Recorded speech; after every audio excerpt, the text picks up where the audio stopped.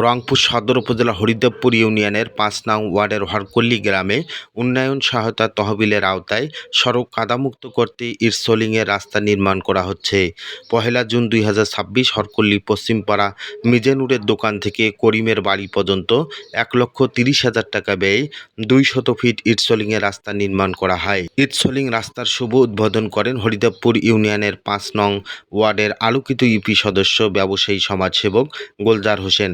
অন্যান্যদের মধ্যে উপস্থিত ছিলেন সমাজসেবক শাহজাহান বাদশা, ব্যবসায়ী ইসমাইল হোসেন, ইঞ্জিনিয়ার রাজু আহমেদ, সাংবাদিক আব্দুর রহিম সহ অঞ্চলের গণ্যমান্য ব্যক্তিবর্গ। সড়কে চলাচলরত পথচারী ও এলাকাবাসী সড়কের কাদামুক্ত করে ইটসোলিং রাস্তা নির্মাণ করায় ইউপি সদস্য গোলজার হোসেনকে ধন্যবাদ জানিয়েছেন। সম্মানিত দর্শক, আপনারা যারা গালিব টিভি দেখছেন দেশ ও দেশের বাইরে, আপনাদের সকলকে আন্তরিক ধন্যবাদ, অভিনন্দন জ্ঞাপন করছি। জান্নাতুন নাইমের ক্যামেরায় গালিব টিভি থেকে আমি মাহফুজুর রহমান।